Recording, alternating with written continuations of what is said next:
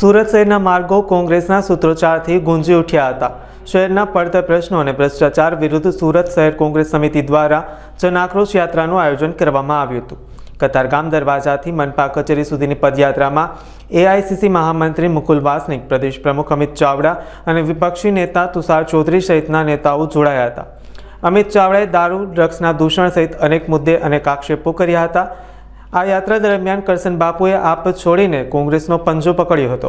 સમગ્ર ગુજરાતમાં જે રીતે ચારે તરફ ભ્રષ્ટાચાર, ગેરવહીવટ, અંધેર ચાલી રહ્યું છે, એ જ રીતે આ સુરત મહાનગરમાં પણ તમામ વર્ગ વિસ્તારના લોકો આ ટ્રિપલ એન્જિન સરકાર એટલે કે ભાજપ શાસિત કોર્પોરેશન, રાજ્ય સરકાર અને કેન્દ્ર સરકાર, આ ત્રણેયના ભ્રષ્ટાચાર, ગેરવહીવટ ત્રસ્ત છે।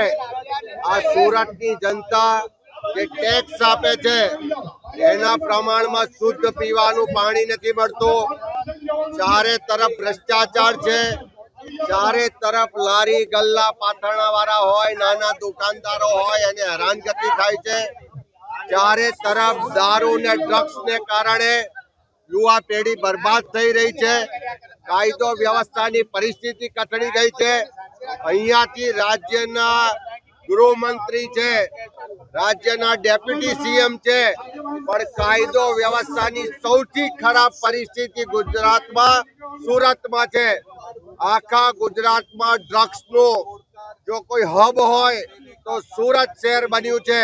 ત્યારે એવા સમયમાં સુરતીઓના અવાજને બુલંદ કરવા માટે, અહીંના લોકોના અવાજને બુલંદ કરવા માટે, જનતાના આક્રોશને વાચા આપવા માટે આજે શહેર કોંગ્રેસ સમિતિ દ્વારા જનાક્રોશ પદયાત્રા કરવામાં આવી રહી છે। આવનારા દિવસોમાં આ જ રીતે સુરત શહેરના 30 વોર્ડમાં જનતાના પ્રશ્નો સાંભળીશું, એના અવાજને બુલંદ કરીશું અને આવનારા દિવસોમાં આ સુરતની ખરા અર્થમાં સુરત બદલાય અને આ ભ્રષ્ટાચારીઓ જે દાદાગીરી વાળું, તાનાશાહી વાળું શાસન ચાલે છે એને ઉખાડી ફેંકવાના સંકલ્પ સાથે આજે આ જનાક્રોશ પદયાત્રા થઈ રહી છે। સનાતન શું છે, ધર્મ શું છે, સાચો દેશ પ્રેમ શું છે, સાચી લોકશાહી પ્રેમ શું છે, એની ચર્ચા માટે જે લોકો લોકશાહી અને ધર્મના નામે સત્તા ભોગવે છે એ લોકોને ફરીથી ઓપન ચેલેન્જ આપું છું। તમે કહો એ ટીવી, તમે કહો એ સ્થળ અને સમય, અને એ ચર્ચામાં હું એક ઇંચ પણ પાછો પડું તો જીવતા સમાધિ લેવા માટે તૈયાર છું।